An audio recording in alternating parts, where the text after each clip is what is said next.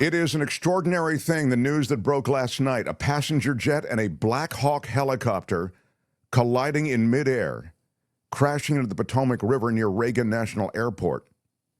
Reagan National Airport is in Washington, one of two airports in and around the Washington area, if you don't count BWI, the Baltimore Washington Airport, which is much farther away.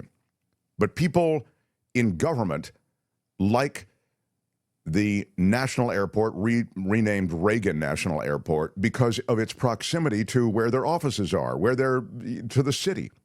And so there's a lot of pressure from politicians to get more traffic and more flights in and out of Reagan National Airport. More on that in a while. But just for now, this plane, an American Eagle flight number 5342, it's a regional jetliner. It was carrying 60 passengers, 4 crew members. They were flying from Wichita, Kansas. There were 3 soldiers on board the Sikorsky H-60. That's the U.S. Army helicopter. And the two collided. D.C. Fire and Emergency Medical Services Chief John Donnelly saying in a news briefing that 27 bodies had been recovered from the plane, 1 from the helicopter. He said that the efforts at the scene are now turning to a rescue operation. The 2 Russian figure skating coaches who were there, killed on the American Airlines crash, were 2 Olympians, former world champions in the pairs event. They were also a married couple with a son who finished 4th last week at the U.S. National Championships in Wichita. Their son was not on the same flight. These 2 won a world championship title together in pairs skating in 1994 at Lillehammer Games. They just missed out on Olympic medals. And they moved to the U.S. and started coaching generations of young skaters in New England. This is a classic immigration story. Wonderful, brilliant, virtuoso skaters coming to this country and training generations of future Americans to compete in figure skating, the beautiful sport. And it's interesting. Well, their story in itself is fascinating and interesting, but the tragedy is compounded by the loss of this entire team, wasn't it, Kim? It was a group of young figure skaters all coming from this sad. Wichita event. Ugh. And so it is that all those sweet souls are lost. How could this have happened? The explanations provided by government and by the president differ. The new president, Donald Trump, has his own version of events. But Albert, quickly, if you could run the ABC Martha Raddatz piece, I just feel as though this gives you at least the reasonable specifics on a couple of things that happened. And then we'll bring on our aviation expert and sort through the actual tower audio as they communicated with these aircraft. Go ahead, Albert, please. Chief Global Affairs Correspondent Martha Raddatz. Martha, we now know that this Army helicopter was executing a training mission, but these pilots were not rookies. They were not rookies. In fact, what Pete Hegseth said earlier today was they were fairly experienced. This is a requirement right now, these annual night evaluations going down the river.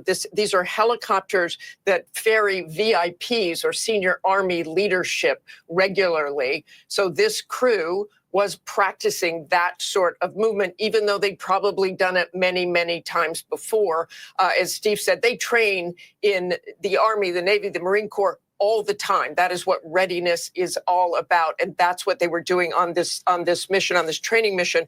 But today, President Trump's Army Secretary nominee, Daniel Driscoll, said there are appropriate times to take risk and there are inappropriate times to take risk. I think we might need to look at where is an appropriate time to take training risk, and it may not be near at an airport like Reagan, where the airplane was hit. But Hegseth said very, very clearly today, a mistake was made, and they were clearly pointing the finger at the helicopter, although the president kept referencing air traffic control as well. He also said something that stood out to me, which I have not heard, which they were going in opposite directions, because we have been told that they were both in that landing pattern. So I don't know where that particular comment came from, but it's something that they will look at. They will look at everything.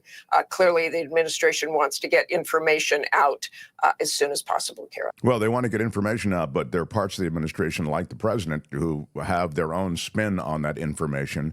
The names of the ice skating pair, as noted here from Rain, the Russian championship skaters, Evgenia Shishkova, and Vadim Naumov. So, yeah, if I skipped over their names, I probably did it subliminally because I didn't want to butcher their names, but there they were. I mean, two extraordinary coaches, I mean, Olympic champions or world champions, and yet, sadly, they've now coached so many young skaters, and now they've lost their lives. Donald Trump saying that it was a DEI problem. He, in remarks in front of the media and the nation,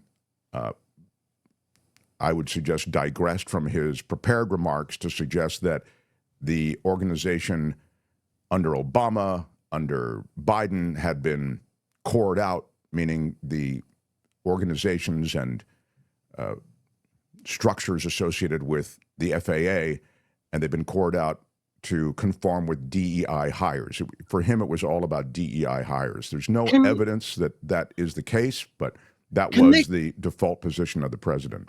Can they collect the bodies from the Potomac before we politicize it, before we start blaming Black people, women, people of color? Can we at least like mourn the dead and identify the dead before we turn it into a circus? Well, I do want to get the sense of what happened here, and then I will double back to policy, because policy isn't insignificant, and Trump himself did something that he, of course, has left out of the explanation. And one of the things that he's done, as you're aware, is he's gotten rid of the head of the FAA. There was no head of the FAA when this happened last night. Now he scurried and appointed a new FAA head just in the last couple of hours. But when this happened, this deadly collision between the passenger jet and a military helicopter, there was no leader of the FAA. And the FAA, the head of TSA, they've all been fired in the sweeping that the new administration did. Now, would that have mattered here? I'm going to say probably not, but I don't really know what I'm talking about on that, and I thought I'd bring someone in who does. But yeah, Trump dismantled the FAA. It's on him and Hegseth, says Santi. Yeah, I mean, I think there's going to be there's a portion of the population that's going to feel that way. Certainly, as Kim says, blaming DEI or whatever seems completely inappropriate on the one hand, and also lunacy on the other. So I want to get to our guest, who is a friend of the show and a great aviation expert, having been one of the key figures to get EasyJet up and running. They are the massive kind of Southwest Airlines of Europe, and he is everything aviation. He grew up in the world of aviation. He can do everything but build one of these planes single-handedly. He's so very impressive, and I love the fact that we have him today. Patrick Weil, everybody. Hello, sir. Hi, Mark. Thank you for being here. I know these are tough situations to piece together because we only get fragments of information along the way. In fact, I just saw shortly before an American Airlines regional jet and an Army helicopter collided near Reagan National Airport, the plane's pilots were asked to pivot landing route from one runway to another. This is according to the latest, again, as I say, from those who were briefed on events and conversations. I want to get your general thoughts, and then I want to play for you the audio from the tower, and maybe you can help sort that out for us as sort of a more trained ear. Sure, no problem. So anyway, these runway changes happen frequently. It's all about the wind direction, basically. I see. So the wind goes down, basically runway 33, and that's where the wind's coming from. So that happens frequently. I'm very familiar with Reagan Airport, as a matter of fact. So it's a tricky airport on many different fronts. One is that you literally have to follow the river all the way to the runway. It's you're not allowed to fly over, say, the White House or the Washington Monument or the Capitol, that kind of thing, just for security reasons. So, but in this particular situation, these airplanes are arriving from the south, and they weren't directly affected over, DC proper. They were coming up the river, Maryland on the right side and Virginia on the left. So that's one thing. What is astonishing to me is how a helicopter would even venture into a hot zone, which is what they call the arrival area or the runway extension, about 3,000 or 4,000 feet out from the end of the runway. That's just, nobody goes there. Helicopter, doesn't matter what it is.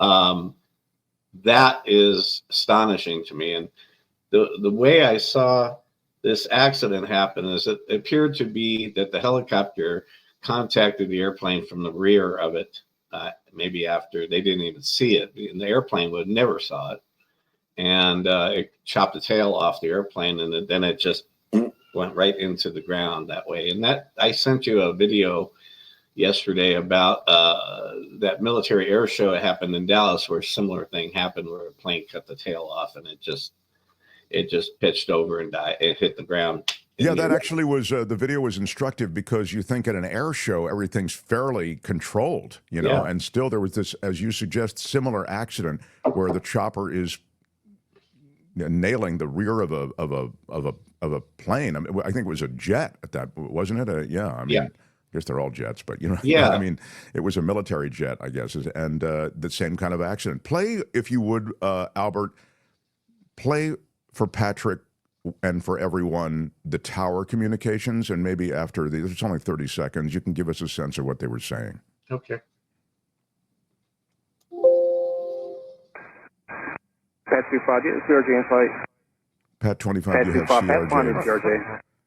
CRJ. Let me stop for a second. I'm going to try to repeat this because a lot of people listen and don't watch. Okay, so if you're listening and we have a lot of big podcast audience who only have the audio. I'll try to repeat this. I don't know if that's the best way to do it, but it's very clear to me, Mark. Is it okay? Then let's just play it with. I'm not going to repeat it. Then let's just play it. One is CRJ. Did you see that? 472. American 3130, go around, turn left in 250, Clementine 3000. About saying 350, 3000, American 3130. Lucy 5347, go around, climb maintain 3000, flight 3000, heading, go around 3000, Blue Streak 5347. Blackjack 3, can you return to base? What? Blackjack 3, proceed directly to Glebe. I need you to land. I need you to land immediately. Can you go to Dulles for a few minutes? So once they're saying that, Patrick, this accident has happened, right? Can you go to Right. Dulles for a few minutes? Yeah. So Blackjack 3 is another military helicopter. Just so I you see. Okay. Yeah. In that area, they were apparently. What it sounds to me like is in California, it's a very interesting thing. That kind of thing happens a lot in the area called Imperial Beach Naval Station, where they have helicopters there to patrol the border and so forth. Well, I was just in Tijuana last week, and the Tijuana airport is situated right on the border itself. So a lot of times airplanes will come in from an opposite direction. They have to come in over San Diego. And a lot of times the helicopters are patrolling the border, et cetera, fly right underneath the arriving planes. And I saw this happen 2 weeks ago, actually. Very similar situation.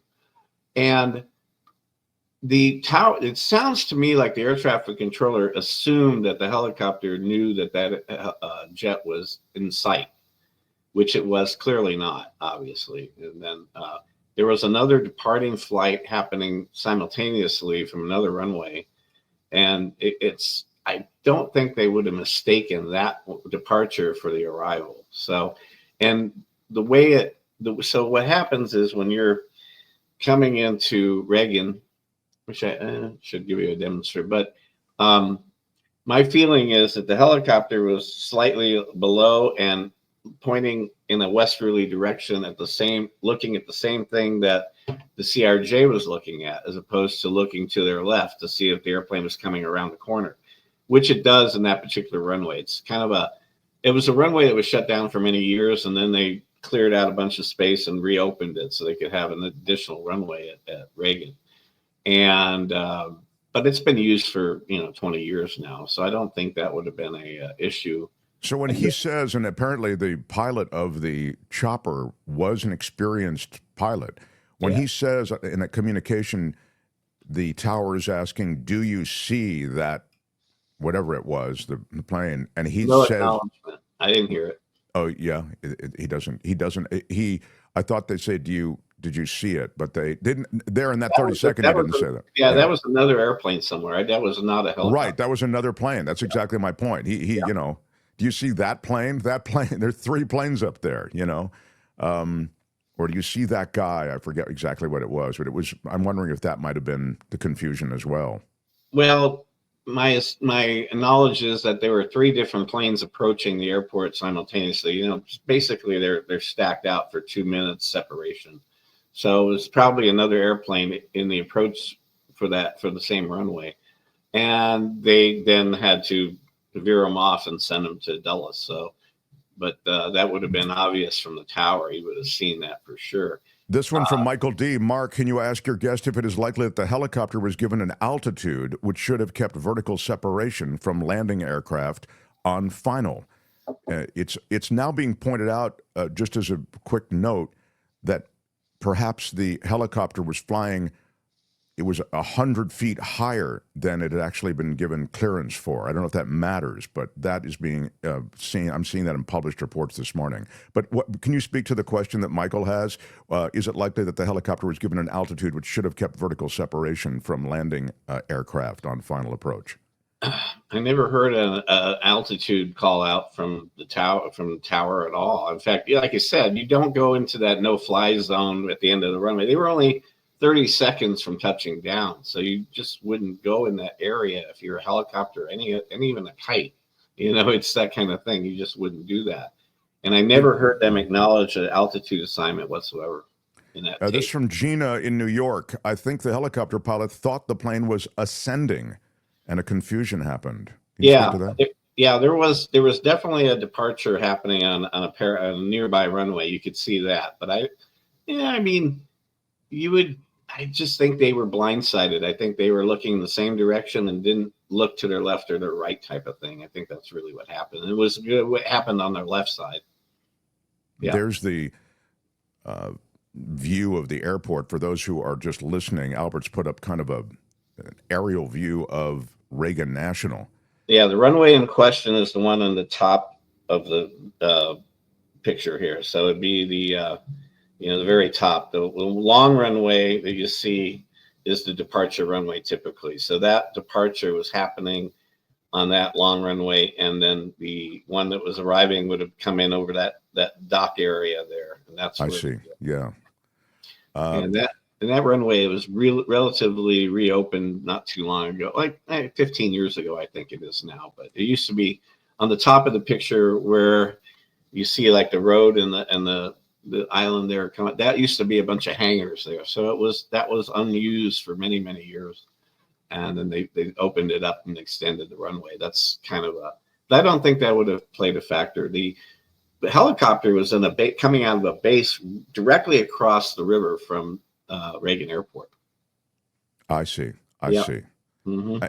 It's interesting to know that, because it would seem as though the pilot involved and the traffic involved would be very familiar. That's what's astonishing. Yeah, absolutely astonishing.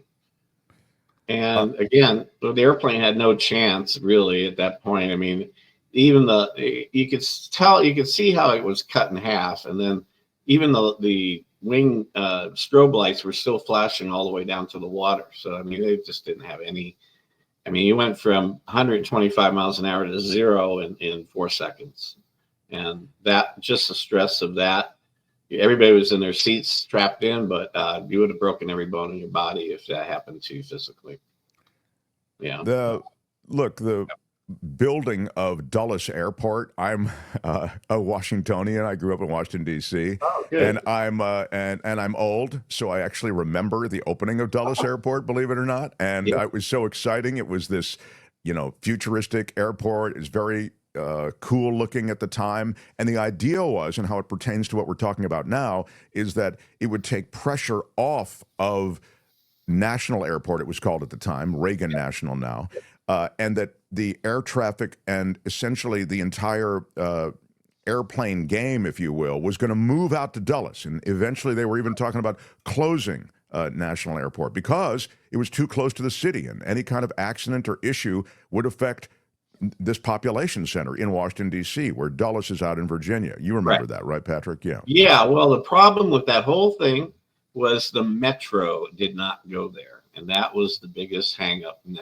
that's what got the argument to keep National open, because nobody could get out to Dulles. That was the biggest problem. I remember that when I was a kid. You had to get on this like Greyhound bus and take it in 26 miles to get to the city. Patrick's right. It's a long way. It's still a long way. I mean, if you jump in a taxi, it's $110 to drive into Washington. And to the point, a lot of legislators who work in Washington, they don't want to have to go out to Dulles. So there was a lot of pressure. I'm talking about political pressure to not only keep Reagan National Airport open, but to increase the volume of traffic there so that there could be more flights. Sure. This is a true lobbying effort on the part of not only politicians, but airlines. Delta Airlines contributed a bunch of money to various key senators and legislators who lobbied to get more and more flights in and out of Reagan. And to your point, Patrick, they reopened or opened up an additional runway to accommodate that. Yes, they did. Yes, they did. In fact, American Airlines, well, the whole terminal was rebuilt probably in the late 90s, I suppose. And that was when they sort of revamped it. I mean, you can even take a flight on Alaska to LA, out of LAX nonstop to DCA, which is quite amazing. It's a very short runway. I equate it to like being a Burbank type of airport. And LaGuardia is a similar situation. And even Boston Logan, which is a big airport, but it's right dab in the middle of the city, which is a lot of obstacles in every direction you can think of. So I mean, there's so much interest in having these airports smack dab in the middle of the city that I don't think it's a great idea, especially we've seen what's happened here. I mean, do you think this will have any sort of sweeping policy effect? I don't think they're going to close this airport. It's just way too valuable to, as I say, key people in Washington from just a commercial aircraft standpoint. Well, yeah, I don't see that happening, but I do see like the Pentagon's right here. You're from Washington, Pentagon's right off the side of National on the Virginia side, and there's a lot of helicopters going in and out of that place as well. And what I have a feeling is going to happen here is that they're going to divert all that helicopter traffic to the east, and they'll keep things away from the end of the National Airport. And I mean, that's the quick fix, I suppose. It's probably happening today, actually. Well, I mean, that is something that you'd expect, right? I mean, they've already hinted at it. They'd have to they're going to change the training protocols. And I mean, it's extraordinary, though, that as you say, and I wasn't aware of this, that they're, essentially taking off those choppers from space very close, that's right across the Potomac River. And that's where Marine One and all those helicopters for the president and everything are based right there. And they're right, you can literally, it's directly across from the end of the runway where this happened. And that's what's astonishing to me is why in the world would you even take a chance? And if you knew the airplanes were coming in from that direction, which they clearly are supposed to tell the military helicopter, and they were supposed to be following the air traffic control. So I I suspect there's going to be a little bit of an issue with the air traffic controller on duty. I think it was sort of not confirmed that airplane was clearly in sight, and that's a cardinal sin of aviation right off the bat. Patrick, we so appreciate your time and your insight, and we wanted to have you back on the show just to talk about aviation challenges generally, and then this happened, and my God, there's a lot of things to cover, but we'll get to it, and when you have another opportunity for me, I'll be happy to join you. I'd love to double back and talk to you again under more relaxed circumstances for sure. Patrick Weil, everybody. Thanks, Patrick. Thank you so much. Right. Hi, it's Mark, and I thought that was great. Hit the notification bell. You'll know whenever there's a new video being dropped, and please subscribe to our channel to help us save the universe.